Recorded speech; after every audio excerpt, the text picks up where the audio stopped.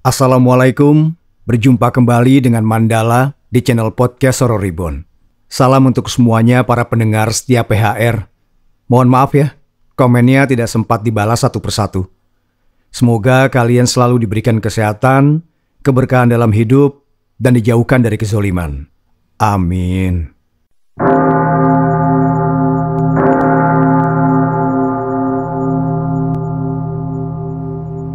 Siang sudah kehilangan teriknya.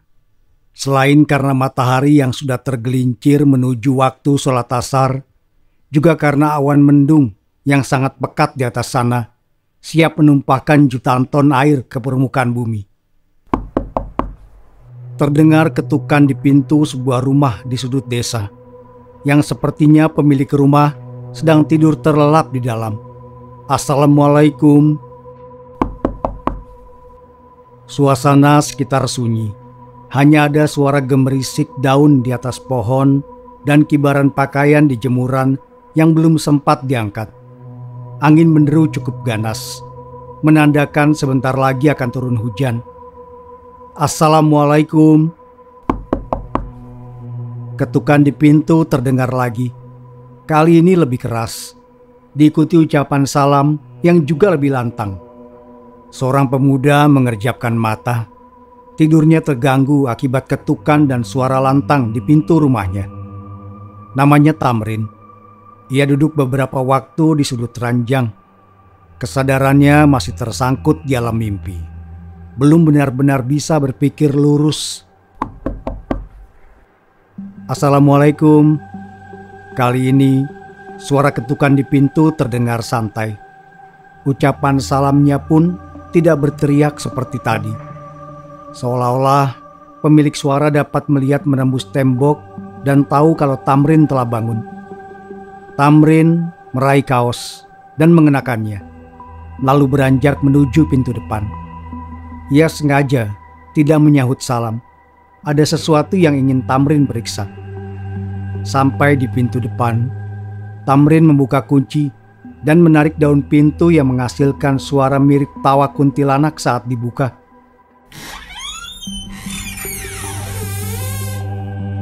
Ada apa ya? Kalimat Tamrin terputus begitu saja, tidak dilanjutkan, mengambang di udara. Kosong, tidak ada orang di depan rumahnya.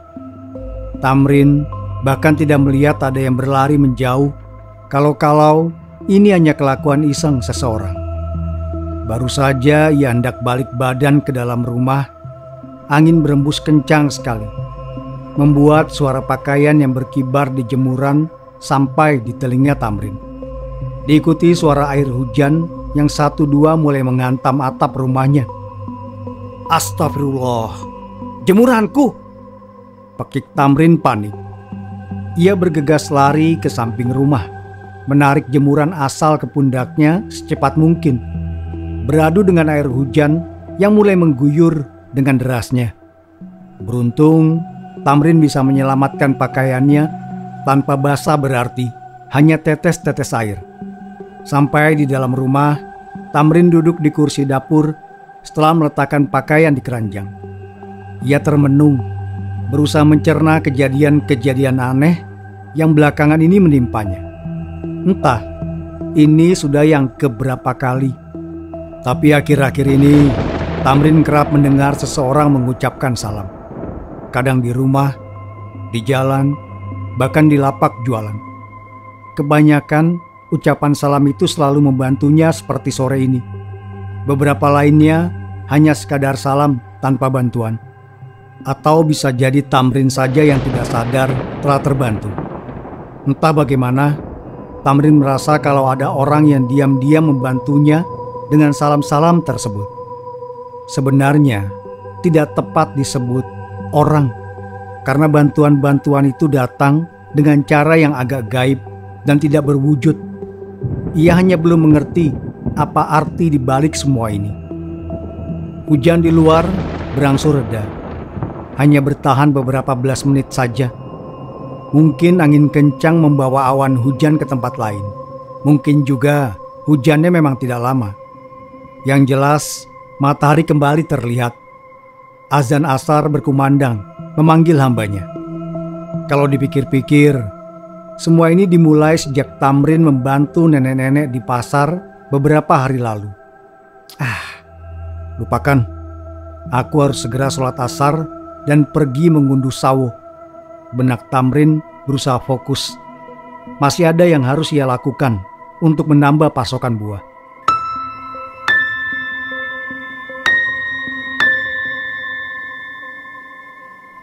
Usai sholat asar, Tamrin mengeluarkan sepeda yang diletakkan di ruang tamu, mengayunya ke salah satu rumah pejabat desa yang memiliki pohon sawo besar.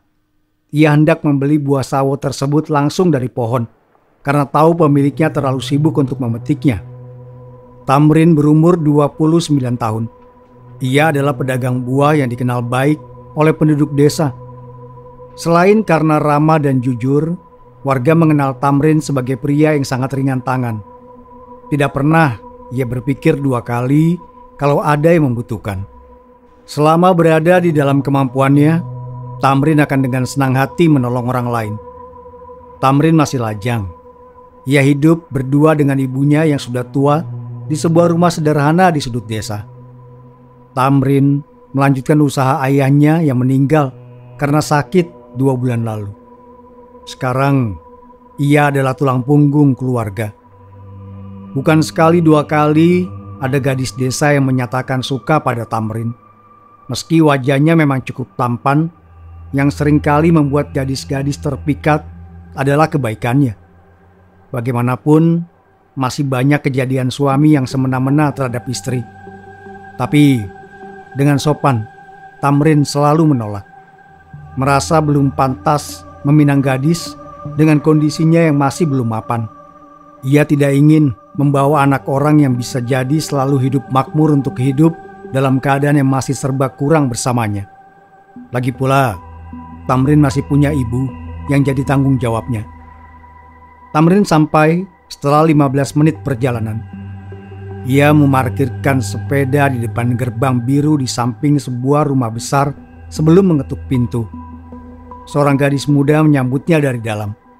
Namanya Lastri, putri tunggal pemilik rumah sekaligus pohon sawo yang ia tuju. Mas Tamrin, mau ambil sawo ya? Tadi bapak ibu sudah bilang, silakan langsung diambil saja mas. Lastri berkata sambil mengulas senyum. Tamrin permisi dan membuka gerbang menuju halaman belakang yang memang tidak pernah dikunci. Ia langsung menyiapkan galah dan keranjang untuk memetik sawo. Butuh waktu hampir 2 jam hingga karung terisi penuh dengan buah sawo yang masih mentah. Ia memang sengaja membelinya saat belum matang. Selain karena harga yang lebih murah, juga agar tidak bonyok ketika terjatuh. Setelah itu, Tamrin memanggil Lastri untuk menjadi saksi timbangan. Ia lantas menggantung karung yang cukup berat di kait timbangan. Setelah memastikan Lastri juga melihat berat buah sawo yang ia ambil, Tamrin menurunkan karung untuk kemudian mengikatnya di belakang sepeda. Sementara Lastri menghitung harga. Terima kasih Lastri. Salam buat Bapak Ibu. Terima kasih juga untuk mereka karena dibolehkan mengunduh sawo di sini. Tamrin pamit setelah memberikan beberapa lembar uang. Sama-sama mas, sering-sering main kesini ya. Tamrin mengayuh sepeda yang lebih berat dari sebelumnya dengan semangat. Dalam beberapa hari ke depan, sawo ini akan siap dijual. Sebenarnya ada juragan ayam yang memesan sawo untuk besok. Katanya untuk istri yang sedang hamil muda mengidam buah sawo. Ia juga sudah bilang akan mengusahakan. Tapi apa mau dikata, tidak ada pohon sawo yang buahnya sudah matang di desa ini. Besok aku harus minta maaf pada Pak Tarno karena sawonya belum dapat. Tidak apa-apa, belum rezeki. Tamrin bergumam di atas sepeda. Bibirnya tersenyum menatap langit senja. Ia langsung memasukkan sawo ke kotak kayu setelah sampai rumah. Disusun dekat buah-buahan lain yang sudah disiapkan untuk jualan di pasar besok.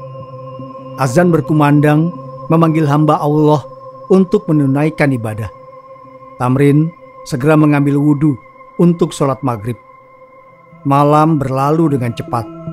Tamrin langsung tidur selepas sholat Isya. Tentu setelah memastikan ibunya makan malam dan minum obat. Ia harus tidur awal malam ini. Besok hari pasaran besar. Tamrin wajib bangun pagi-pagi sekali untuk bersiap. Malam tampak cerah di langit sana. Terang bulan membawakan keajaiban bagi orang-orang yang pantas.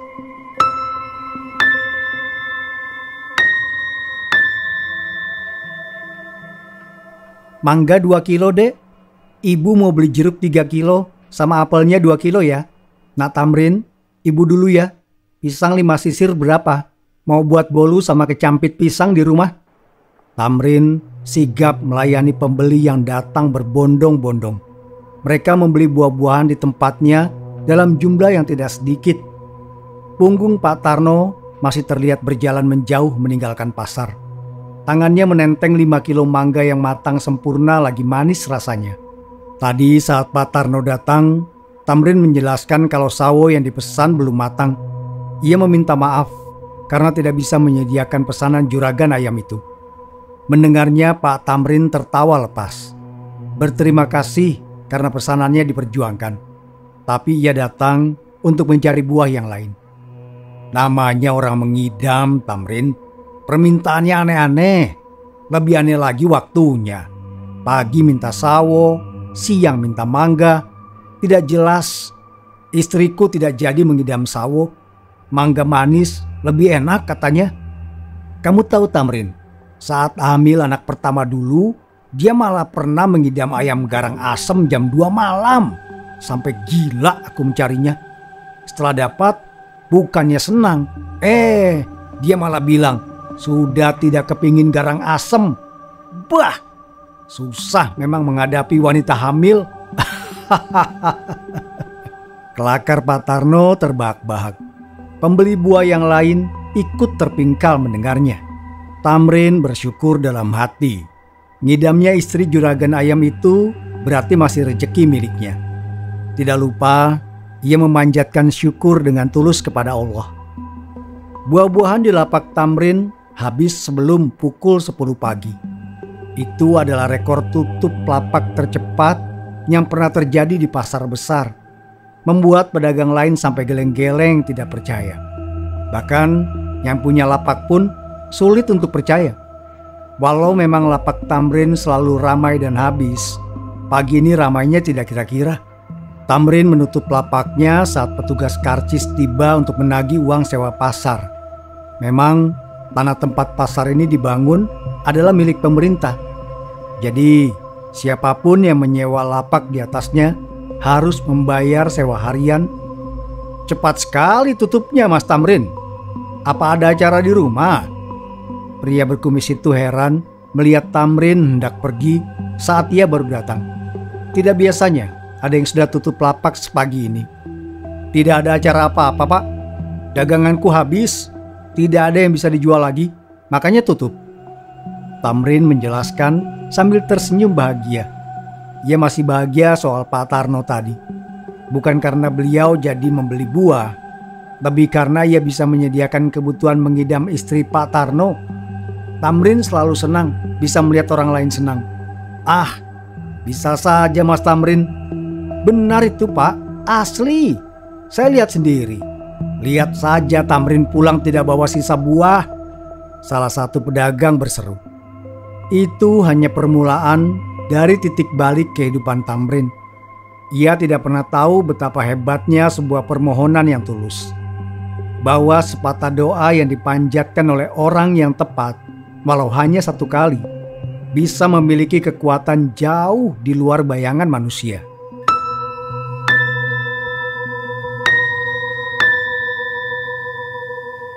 Hari-hari selanjutnya dijalani Tamrin dengan kesibukan yang sedikit meningkat.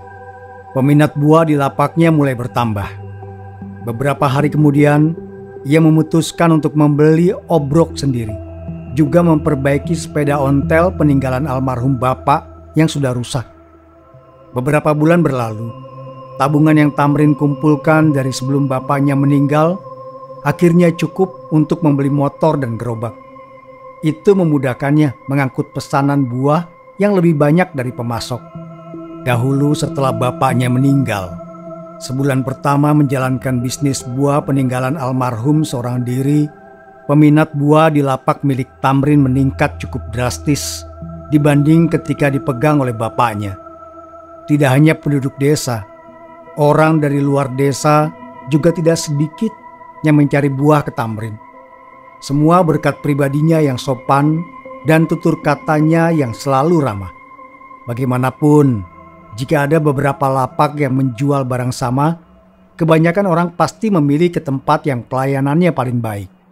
Seiring berjalannya waktu, lapak Tamrin makin ramai. Saat ini, ia harus memasok buah lebih banyak untuk mengimbangi penjualan. Tamrin sangat bersyukur dengan rezeki yang diberikan oleh Allah. Ia jadi bisa membawa ibunya berobat ke rumah sakit untuk mendapat perawatan yang lebih baik sampai sembuh. Tamrin akhirnya bisa menabung sedikit demi sedikit untuk biaya renovasi rumah dari sisian keuntungan jualannya. Ia juga mulai mau memikirkan untuk menikah setelah ibunya memaksa.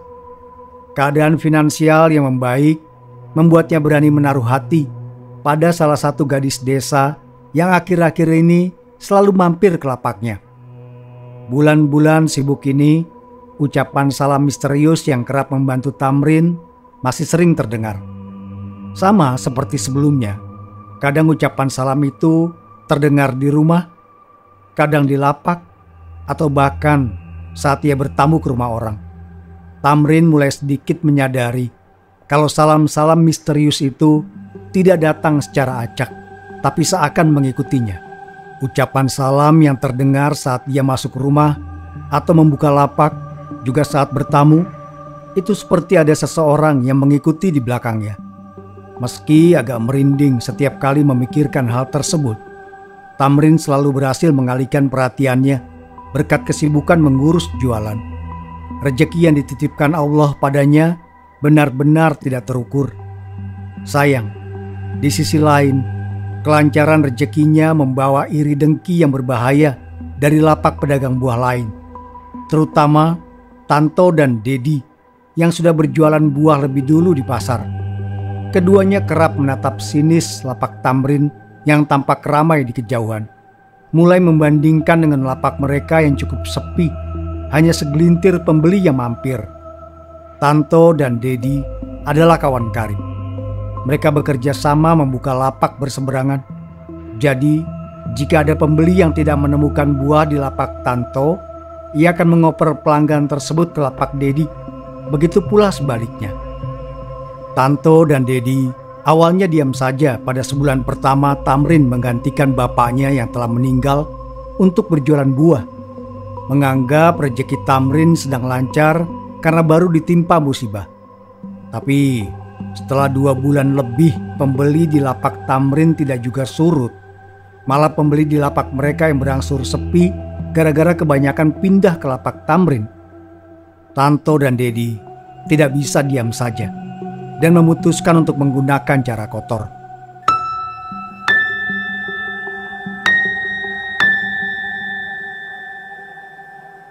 Di bulan ketiga, Tanto dan Dedi mulai menaburi tanah kuburan di lapak Tamrin.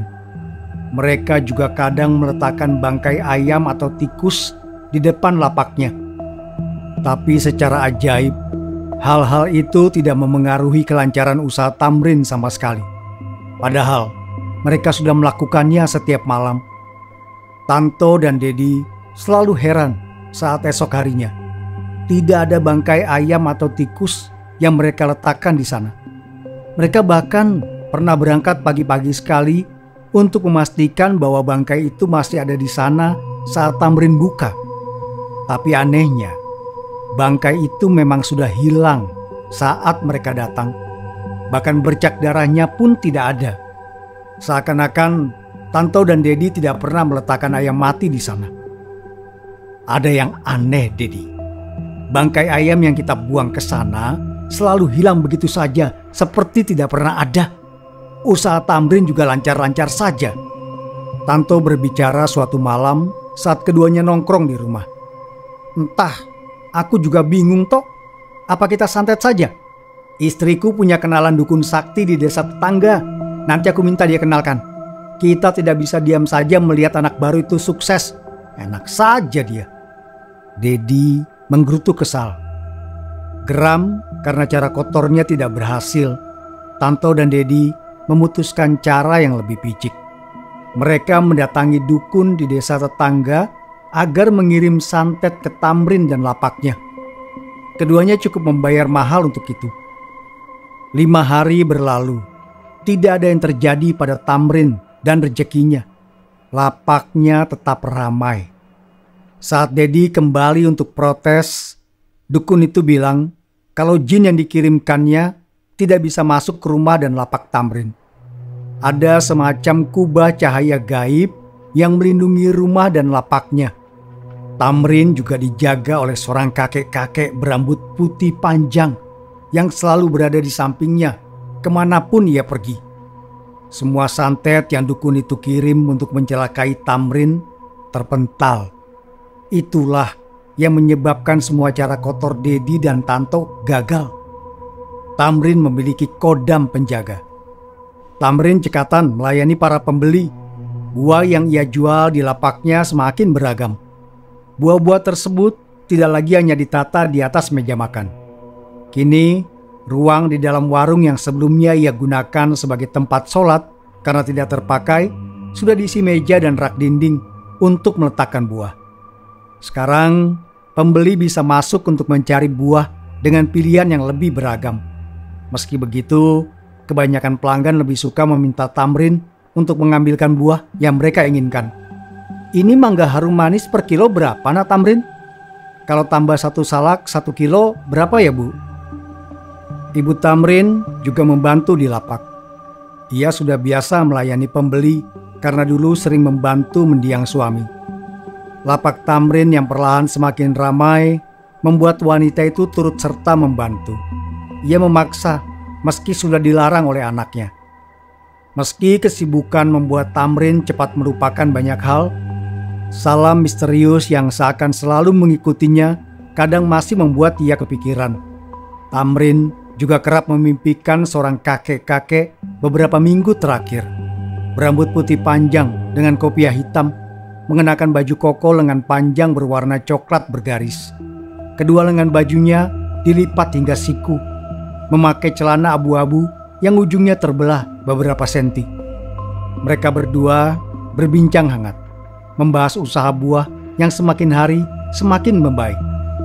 Itu aneh sekali, karena Tamrin tidak pernah bisa mengingat wajah kakek itu ketika bangun. Rasanya juga kakek itu bukan seseorang yang ia kenal di dunia nyata. Bagaimana kalau itu hanya bunga tidur? Bisa jadi kalau mimpinya hanya sekali. Tapi kakek asing itu terus datang ke dalam mimpinya setiap 1 atau 2 minggu, membahas kemajuan usaha Tamrin. Hampir seolah-olah mereka berdua menjalankan bisnis bersama. Tapi meskipun agak penasaran, Tamrin tidak lantas terlalu memikirkan. Kesibukan duniawi selalu berhasil membuatnya melupakan mimpi-mimpi itu dengan cepat.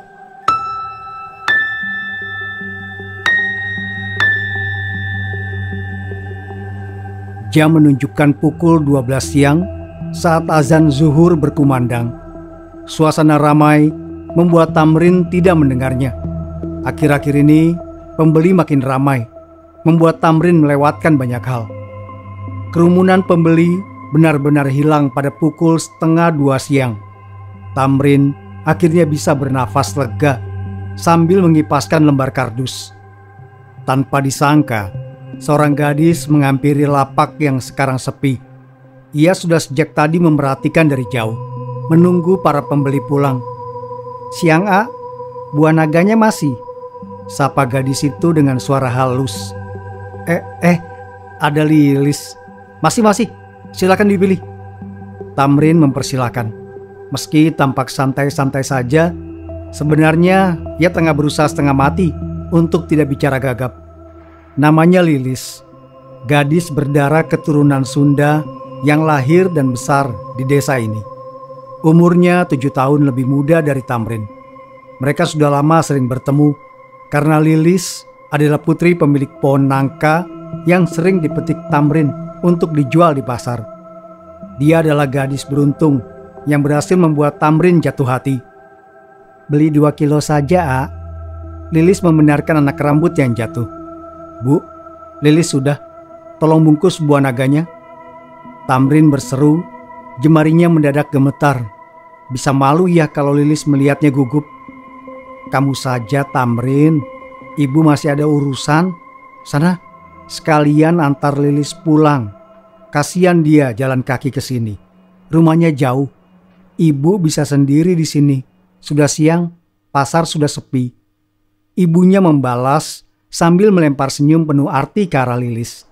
Padahal wanita itu tidak benar-benar sedang ada urusan. Ia hanya memilah-milah mangga berlagak sibuk dengan sengaja. Menuruti kalimat ibunya, Tamrin membonceng Lilis pulang dengan motor. Keduanya tampak seperti sepasang kekasih. Lilis melempar canda santai di belakang. Tamrin menyahut sembarang sambil terus menyetir. Ia gugup karena berada sedekat ini dengan pujaan hatinya. Sungguh, rezeki yang mengalir sangat lancar ini mengubah banyak aspek dalam kehidupan Tamrin. Tamrin baru kembali ke pasar 1 jam kemudian. Tadi ia disuruh mampir sebentar oleh orang tua Lilis. Membicarakan bisnis buah, kata mereka. Melihat lapaknya sudah tutup, Tamrin pulang ke rumah, menyusul ibunya yang kata pedagang lain pulang bersama teman. Tamrin sampai di rumah tepat saat azan asar berkumandang. Ia lupa kalau belum menunaikan sholat zuhur.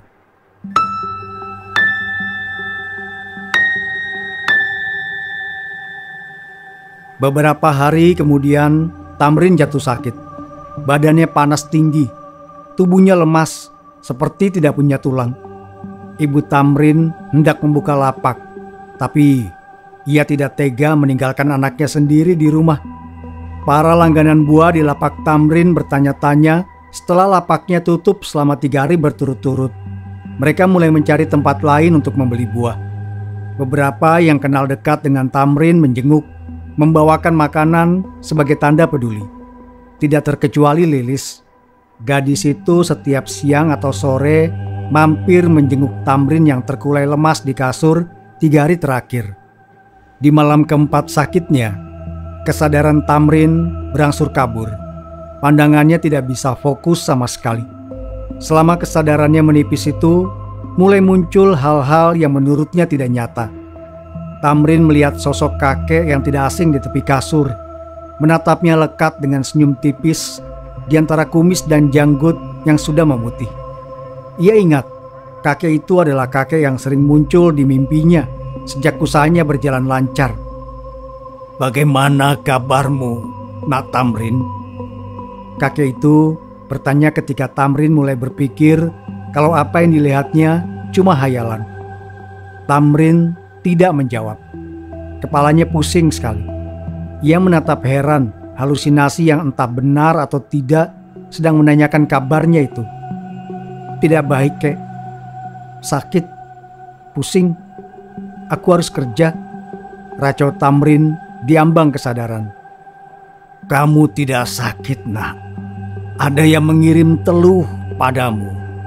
Ini bukan sakit biasa yang dapat disembuhkan obat atau rumah sakit. Ada orang dengki yang tidak suka melihat usahamu berjalan lancar. Mereka berusaha menggunakan segala cara untuk mencelakaimu berbulan-bulan lalu, dan akhirnya mereka berhasil sekarang." Kakek itu menjelaskan dengan wajah prihatin. Tamrin memicingkan matanya yang berat, berusaha mencerna penjelasan yang sulit dipahami kepalanya. "Tidak mungkin. Aku baik-baik saja selama ini. Ini pasti cuma hayalanku." "Kakek tidak berbohong, anak muda. Selama ini kakek yang melindungimu dari teluh dan santet mereka. Kakek juga yang membersihkan rumah dan lapakmu dari kutukan tanah kuburan yang mereka tebar. Juga yang membuang bangkai ayam dan tikus yang selalu mereka letakkan di depan lapakmu dulu." Mendengar penjelasan kakek itu, Tamrin mulai sadar kalau ini bukan hayalan. Kakek dari mimpi itu benar-benar muncul di kamarnya. Dan tanpa perlu dijelaskan, Tamrin tahu kakek itulah pemilik salam misterius yang selalu ia dengar selama ini. Kalau kakek selalu melindungiku sejak dulu, kenapa kakek tidak melindungiku sekarang? Belum sempat kakek itu menjawab pertanyaan, pintu kamar Tamrin berderit terbuka. Ibunya bergegas masuk karena mendengar ia bicara sendiri. "Ada apa, Nak? Kamu bicara sama siapa?" Wanita itu bertanya sambil memeriksa dahi Tamrin. Panasnya tinggi sekali. "Apa mau ibu kompres kepalanya?" Tamrin tidak menggubris pertanyaan ibunya. Susah payah ia mengangkat jemari menunjuk ke sudut kasur di samping kakinya. "Kakek itu, Bu. Dia bilang sakitku bukan sakit normal."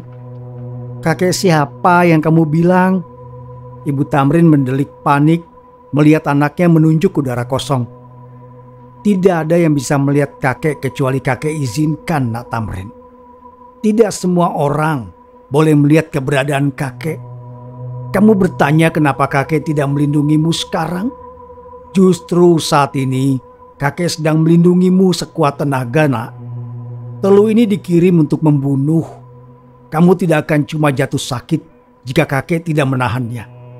Masalahnya sekarang adalah kakek tidak bisa mengusir telu ini sendiri. Kakek butuh bantuanmu untuk melawannya, Nak Tamrin." Kakek itu menjelaskan panjang lebar. "Lupakan, Bu. Tamrin cuma lelah. Aku mau istirahat dulu."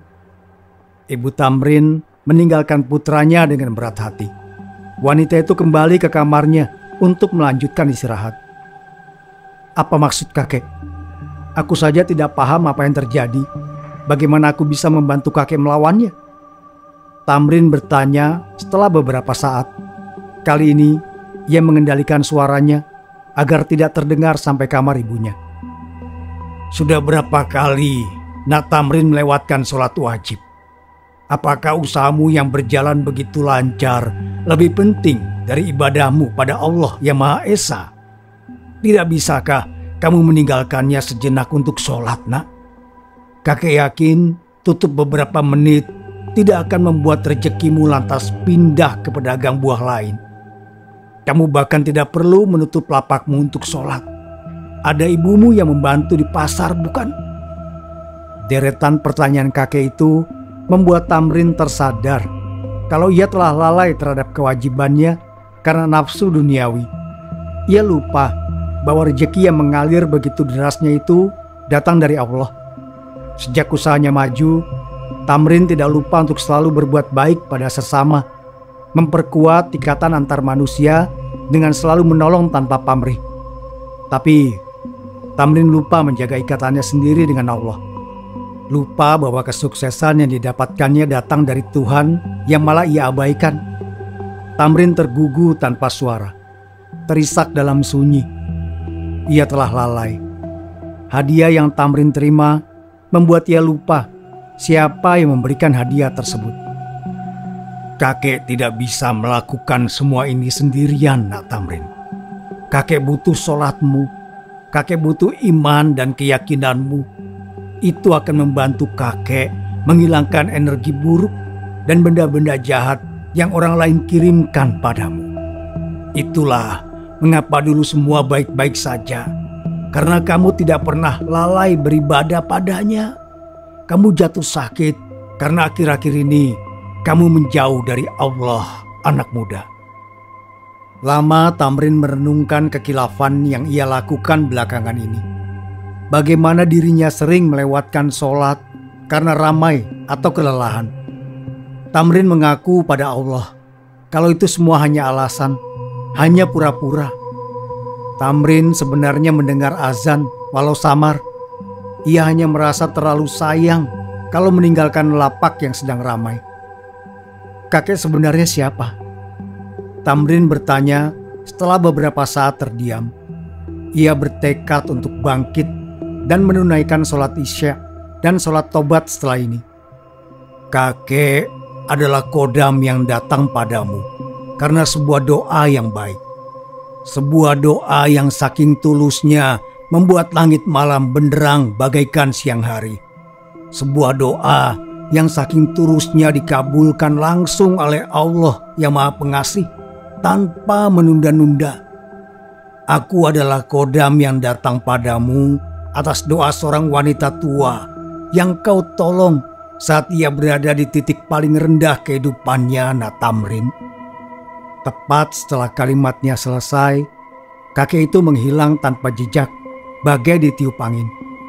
Mendengarnya, ingatan Tamrin langsung berputar ke pagi hari itu, saat ia masih pedagang buah kecil yang tengah membuka lapak berbulan-bulan lalu.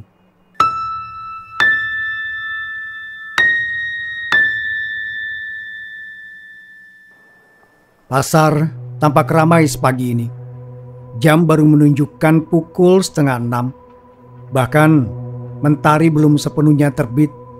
Embun pagi menghinggapi pucuk rerumputan, memberi sensasi dingin pada kaki yang melewatinya.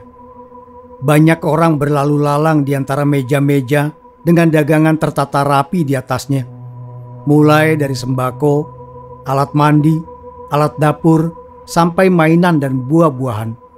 Penduduk selalu ramai mendatangi pasar pagi-pagi sekali. Selain karena takut kehabisan, mereka mendapat pilihan lebih beragam jika datang awal. Alhamdulillah, sebut Tamrin setelah dagangannya tertata rapi di atas meja. Ia menjual apel, mangga madu, salak, jeruk, dan beberapa buah lain. Tidak lupa, Tamrin menggantung pisang dengan tali di atap lapaknya. Tamrin kemudian duduk di bangku kecil. Bibirnya berzikir sembari menunggu pembeli. Beberapa orang menyapa saat lewat depan lapaknya. Tamrin membalas ramah sambil menganggukkan kepala. Belum ada yang membeli dagangan Tamrin saat ia melihat seorang nenek tua dengan tongkat di tangannya berjalan dari lapak ke lapak.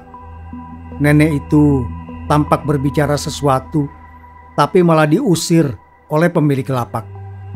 Tamrin segera bangkit dan menghampiri nenek tersebut, lalu menuntunnya ke lapak miliknya. "Mau cari apa, Nek?" tanya Tamrin, mempersilahkan nenek itu duduk setelah memindahkan bangku kecil ke depan lapak. "Nenek mau minta tolong, Nak. Nenek belum makan dari kemarin.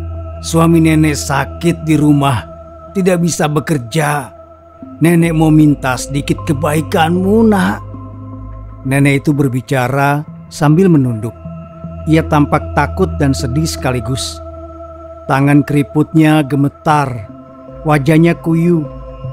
"Sebentar ya, Nek." Tamrin tanpa menunggu lama menyiapkan kantung plastik, memasukkan beberapa buah mangga, 3 sisir pisang, dan 1 pepaya besar. Totalnya ada 2 kantong plastik. "Nenek tinggal di mana? Rasanya saya tidak pernah lihat nenek sebelumnya." Tamrin bertanya ramah sambil melempar senyum. Kedua tangannya cekatan mengikat 2 plastik menjadi 1. "Lumayan jauh, Nak. Nenek jalan ke sini selepas subuh tadi." Memang yang datang ke pasar tidak selalu warga desa sini. Tidak sedikit orang dari luar desa datang di hari-hari pasaran besar. Setelah siap, Tamrin menaruh plastik berisi buah itu di sepeda miliknya, lalu menitipkan lapaknya pada pedagang lain yang sudah ia kenal baik. "Ayo, Nek, saya antarkan nenek pulang. Ini buah-buahan untuk nenek sama kakek. Semoga cukup." Nenek tersebut nyaris menangis menerima kebaikan Tamrin. Ingin rasanya ia menolak sebagian dan pulang berjalan kaki. Tapi tidak bisa dipungkiri, nenek itu sudah lemas dan hampir mencapai batasnya. Apa yang bisa nenek lakukan untuk membalas kebaikanmu, Nak?" Tamrin tersenyum tulus. Bibirnya terbuka mengucapkan kalimat yang selalu ia katakan ketika ada orang yang hendak membalas pertolongannya. "Doakan yang terbaik untuk saya, Nek. Nama saya Tamrin. Tolong sebut nama saya dalam doa nenek, walau cuma 1 kali. Itu saja." Mentari yang meninggi menjadi saksi kebaikan Tamrin pagi itu. Langit cerah seakan ikut tersenyum mengiringi kayuhan kakinya di pedal sepeda. Usai mengantar nenek tadi dan menyerahkan buah-buahan padanya, Tamrin kembali ke pasar dengan hati gembira. Baginya, menolong adalah hiburan terbaik. Jika ada alasan baginya untuk mengejar kekayaan, maka itu adalah agar bisa menolong lebih banyak orang. Di gubuk reot tempat nenek dan kakek itu tinggal, lantunan doa berpilin ke langit. Bibir keriputnya tidak henti menyebut nama pemuda yang telah membantunya.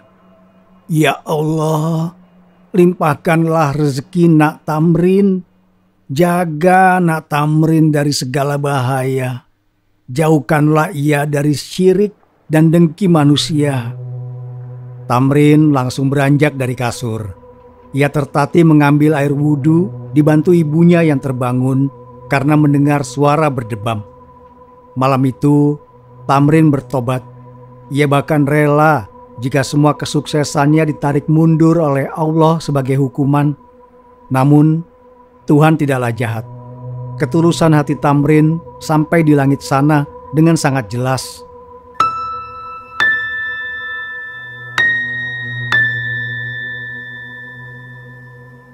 Paginya keajaiban terjadi. Tamrin sembuh seperti tidak pernah sakit sama sekali. Ia langsung menunaikan sholat berjamaah seperti dulu bersama ibunya. Tamrin tidak peduli meski agak terlambat buka lapak. Baginya, masa-masa gila uang itu sudah berlalu. Kali ini, ia tidak akan berjalan di jalur yang sama seperti sebelumnya. Lapaknya sudah ditunggu banyak ibu-ibu saat Tamrin datang. Tetangga yang melihatnya menyiapkan motor selepas subuh tadi memberitahu orang-orang di pasar bahwa lapak buah Tamrin akan buka. Hari itu, personil lapak Tamrin resmi bertambah 1 orang. Lilis datang diantar kedua orang tuanya. Kalau boleh, Lilis mau melamar kerja di lapakmu, Tamrin. Kebetulan Bapak lihat daganganmu ramai sekali. Kamu dan ibumu sepertinya kelabakan melayani pembeli. Bagaimana? Ayah Lilis bertanya sopan. Iya, Aa. Lilis mau bantu supaya Aa tidak jatuh sakit seperti kemarin. Lilis menambahkan saat Tamrin tidak kunjung menjawab dan malah mematung. Kehidupan Tamrin berjalan jauh lebih lancar dari sebelumnya. Tobatnya diterima dengan baik oleh Allah. Beberapa bulan kemudian, Tamrin melepas lapaknya dan pindah ke toko di dekat pasar. Ia menyewa bangunan yang lebih besar untuk menambah dagangan agar bisa mengimbangi pembeli. Ibu Tamrin sudah berhenti membantu. Putranya menyewa 2 tenaga kerja tambahan untuk mengoperasikan toko. Lilis sendiri ditunjuk sebagai asisten kepala toko. Sebulan setelah tokonya buka, Tamrin resmi bertunangan dengan Lilis. Mereka berencana menikah dalam 2 minggu. Usaha buah yang sebelumnya bernama Toko Buah Tamrin diubah menjadi Toko Buah Tamrin dan Lilis. Ada slogan yang diletakkan di bawah nama toko milik Tamrin. Sebuah pelajaran yang ia dapat dari kekilafan, kelalaian, serta perbuatan baik tanpa pamrih yang pernah mampir di kehidupannya. Mintalah doa pada siapapun, karena kita tidak pernah tahu dari bibir siapa doa tersebut akan dikabulkan. Keajaiban di sekitar Tamrin masih terus terjadi. Lilis, kesehatan ibunya, pelanggan, karyawan, rejeki, keringat, tawa, dan banyak lagi. Setelah sakit 3 hari itu, Tamrin akhirnya mengerti kalau semua yang ada di sekitarnya adalah keajaiban.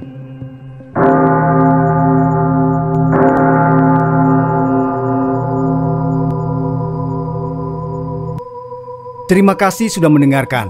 Wassalamualaikum warahmatullahi wabarakatuh. Sampai berjumpa kembali. Sapunyere pegat simpai, paturai patepang deui.